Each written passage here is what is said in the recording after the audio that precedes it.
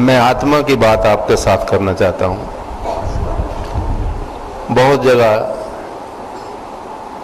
ऐसा समय मिला है सत्संग में जाने का, बहुत संप्रदायों के सत्संग में मैं गया हूँ, लेकिन जो कुछ यहाँ जैसा इस आश्रम का नाम है आनंदमय और शांतिमय का जैसा आपका ये मंत्र है, उसके हिसाब से मुझे आप सबकी संगत जो है बहुत अच्छी लगी है। मैं ज़्यादा कुछ नहीं कहना चाहता, मैं 4 पंक्तियां आपके सामने रखना चाहता हूं, उसको मैं हमेशा दिल दिमाग में रखता हूं, वही पंक्तियां मैं आपके बीच में रखना चाहता हूं। बस कोई व्याख्या नहीं। को घाव अनेक सहेजे एते ते कष्ट अनंत सो, पर मूर्ख मीत को संग न कीजे। फिर सुनिए, आप फिर सुन लीजिए, क्योंकि कुछ लोग समझ पाए होंगे, कुछ नहीं। मैं दोबारा इसको रिपीट करता हूँ। सिंगन के वन में बसिए,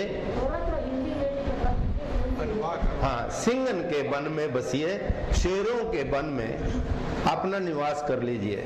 सिंगन के वन में बसिए, दसिए जल में बिछुआ गह लीजिए। डूबने के बराबर जहां जल हो उसमें डूब के मर जाइए। सिंगों के बीच में रह के अपना आप खत्म करवा लीजिए। सिंगन के वन में बसिए, दसिए जल में बिछुआ गह लीजिए। बिछुआ को पकड़ने से बिछुआ डंक मारेगा, बहुत भारी पीड़ा होगी। विद्वान कहते हैं ये सब कुछ बर्दाश्त कर लो।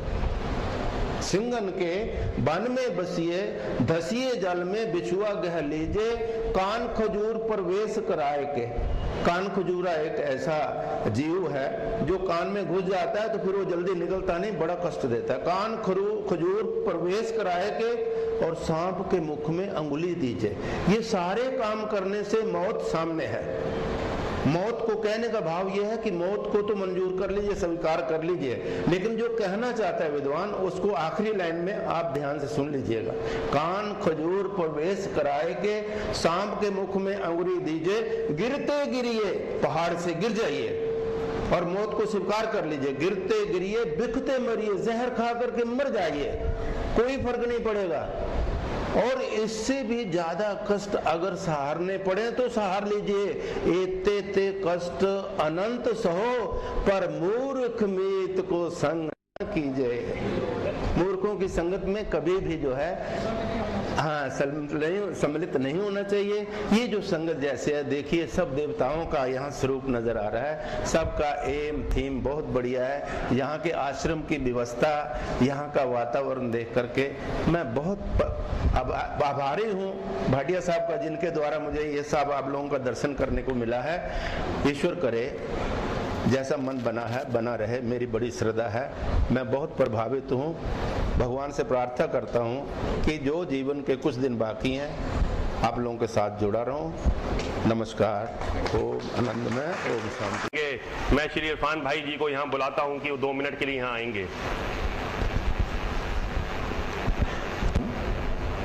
और जब से ये आश्रम यहाँ पे झूंसी पे शिफ्ट हुआ है, पहले ये हरिद्वार में था शायद, तो मैं यहाँ पे बराबर आता रहता हूँ।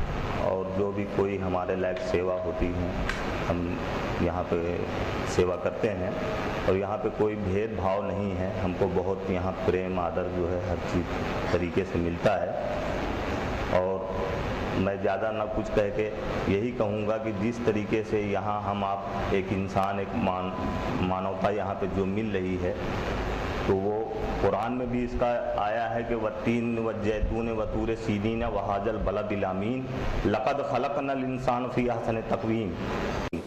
परवरदिगार आलम फरमाता है कि इंसान को मैंने सबसे अफजल पैदा किया है, दुनिया में उससे बेहतरीन, उससे बढ़कर कोई चीज़ नहीं है। वो किसी भी हाल में किस तरीके से किस तरीके से वो पूछता है, लेकिन उसकी पूजा होनी चाहिए। और सबसे पहले तो हम मानव हैं, हम सर्वश्रेष्ठ हैं। हमारे हृदय में एक इंसानियत का जज्बा होना चाहिए।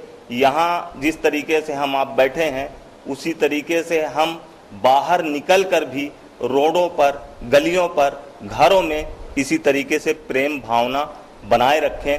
और हमारे देश का जो है इसी में विकास होगा और हम आगे तरक्की करते रहेंगे। विश्व में हमारा नाम होगा कि हिंदुस्तान में देखो हर तरीके के लोग हैं। बस कुछ ना कह के मैं अपनी बात यहीं पे समाप्त करता हूँ और धन्यवाद। सबसे पहले मैं यहाँ आए हुए सभी श्रद्धालुओं का हार्दिक स्वागत करता हूँ, अभिनंदन करता हूँ कि आप लोग इतनी बड़ी संख्या में यहाँ आ कर के आज इस अवसर पर पधारे हैं सब लोग। और हम अपने भाटिया जी के भी बहुत आभारी हैं जिन्होंने इस अवसर पर जो है मुझे यहाँ बुलाया और मुझे भी आने का मौका मिला। मुझे अपार प्रसन्नता हो रही है देख करके कि इतनी बड़ी संख्या में श्रद्धालु इस आश्रम में पधारे हुए हैं और इस आश्रम से हम समझ रहे हैं कि बहुत सारे लोग जुड़े हुए हैं और निरंतर जुड़ते ही जा रहे हैं। मुझे पहला अनुभव यहाँ पे हुआ था कुछ करीब 1 महीने पहले मैं आया। देखिए, हर व्यक्ति की दिनचर्या में या दिन प्रतिदिन के उसमें कहीं न कहीं हर आदमी तनावग्रस्त होता है, अवसादग्रस्त होता है, चिंतित होता है या कुछ न कुछ तो समस्याएं लगी रहती हैं। तो उस दिन मैं भी ऐसे आया था, थोड़ा सा कुछ तनाव तो था ही। मैं आया प्रभु पिताजी के यहाँ पे, काफ़ी देर बैठा रहा, प्रार्थना जैसे सभी लोग करते हैं हमने भी किया। और ये इसे मैं चमत्कार ही ईश्वर का मानूंगा, प्रभु पिताजी का मानूंगा कि काफ़ी मतलब हम लोगों को बड़ी शांति सी अनुभूति हुई और अब भी उस शांति का अनुभव मैं आज भी करता रहता हूँ।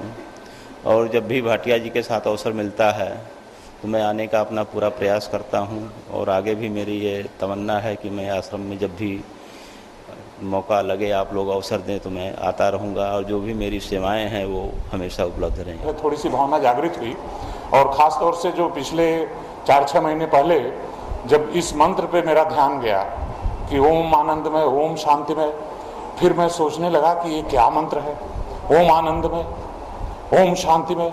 हमने सोचा क्यों नहीं ओम शांतिमय, ओम आनंदमय हो गया, ओम आनंदमय पहले क्यों आया।